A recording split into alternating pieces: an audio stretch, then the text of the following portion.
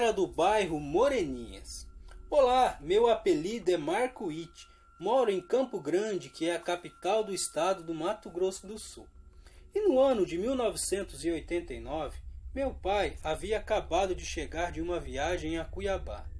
A noite estava fria, era inverno sul-mato-grossense.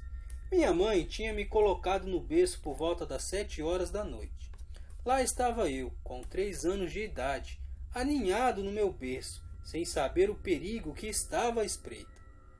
E por volta de 1 hora da manhã, meu pai ao longe escutou um uivo estridente, que de tão alto quase balançava as paredes da sala.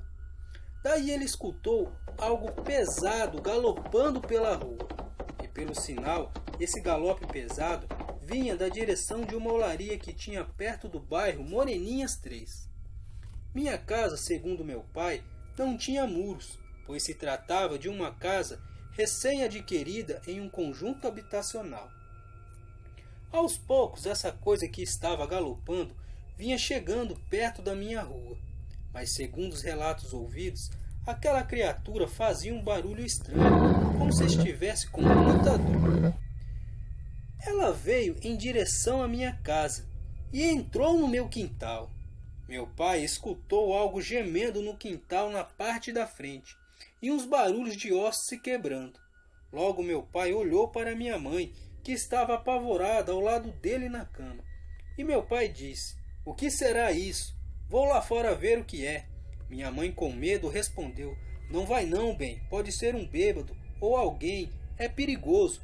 Meu pai disse com um ar de nervoso: "Isso não é bêbado algum, isso é um bicho selvagem."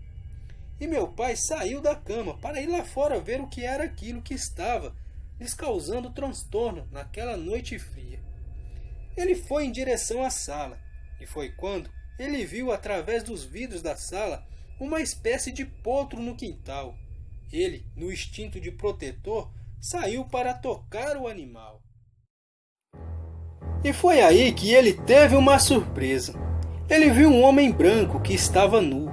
O homem estava de 4 no chão, com os ossos do seu corpo estralando, e logo depois começou a encompridar o corpo daquele homem. Os pelos começaram a crescer e ficaram escuros e grossos.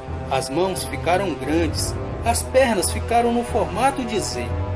Enfim, pouco a pouco aquele homem foi se transformando em um monstro. E quando ainda estava acontecendo aquela transformação do homem em um monstro olhou para o meu pai, e ele notou que crescia grandes dentes desconexos na boca daquela criatura. Segundo meu pai, quando ele viu aquilo, ele se espantou. O monstro era horrível e encarou meu pai de frente. Meu pai sentiu um frio na barriga e na espinha como nunca tinha sentido em toda a sua vida. Só deu tempo do meu pai dizer: "Deus do céu!" E foi quando um grupo de cachorros dobrou a esquina e veio em direção ao lobisomem. A fera recuou, pois estava cercada pelos cachorros. E foi quando o monstro disse com uma voz humana, grave e distorcida: "Me deixem em paz." Logo em seguida deu um jogo de corpo nos cachorros, em uma habilidade incrível, e saiu correndo, desceu rua abaixo. Meu pai disse que ele corria de 4 com os cotovelos no chão. Até hoje em dia meu pai sempre mantém um cachorro em casa, os quais eu amo e sou profundamente agradecido por ter o amor pelos melhores amigos do homem. Conversando com meu tio no dia 13/9 de 2017, ele me disse que ouvia direto os barulhos daquela criatura que ficava rondando a olaria de tijolos aonde ele trabalhava e morava com a minha tia e minhas primas. Quero agradecer o canal Medo da Fera por contar o meu relato. Um abraço a todos e boa noite.